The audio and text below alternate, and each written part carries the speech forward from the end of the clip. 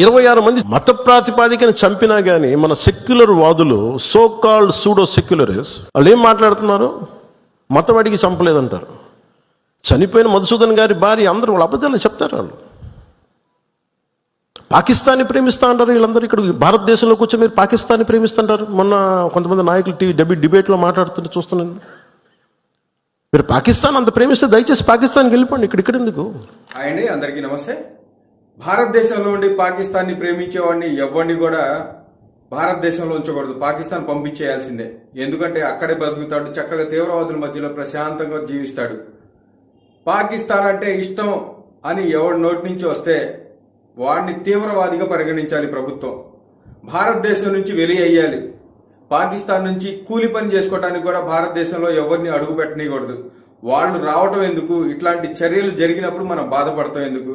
ఒక్క కూలి పని చేసుకునే వాడిని భారతదేశంలో ఉంచినా కూడా ప్రమాదకరమే. కూలి పని చేసుకోవడానికి వచ్చి భారతదేశాల ప్రాణాలు పోతే ఎవరు బాధ్యత వహిస్తారు దీనికి?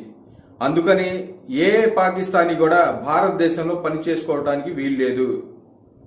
భారతదేశం నుంచి వెళ్ళిపోవాల్సిందే. నేను ఒక చిన్న ఉదాహరణ చెప్తున్నా దీనికి. సౌదీలో అరబ్ కంట్రీస్ కదా, మన ఇండియన్స్ నుంచి ఎక్కడెక్కడి నుంచో, కేరళ నుంచి అటు నుంచి ఇటు నుంచి చాలా మంది అక్కడ ఉద్యోగాలు చేసుకోవడానికి బతకడానికి వెళ్తారు. అక్కడ కూడా భారతీయులు అంటే పాకిస్తానీకి పీకల దాకా కోపం ఉంటుందంట. వేరే రాష్ట్రాల వాళ్ళతో, వేరే దేశాల వాళ్ళతో బాగానే ఉంటారంట పాకిస్తానీలు.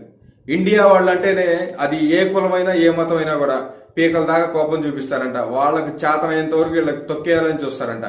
అంత వివక్ష చూపించేటప్పుడు వాళ్ళు మన ఇండియాలో పాకిస్తానీలు ఎట్లా పని చేస్తారు? ఎట్లా కూలి పని కూడా చేయకూడదు. కూలి పని చేసేవాళ్ళు కూడా ఇండియాలో ఉండడానికి వీల్లేదు. ఇండియాలో ఉండి పాకిస్తాన్ అంటే ఇష్టం, వాళ్ళదేం తప్పు ఉంది అని మాట్లాడేవాడిని ఇండియాలో ఉంచకూడదు. ఇండియా నుంచి వెలివేయాలి. వాడిని తీవ్రవాదిగా పరిగణించాలి. కఠినంగా ఉంటే గానీ ఈ నా కొడుకులకు బుద్ధి రాదు.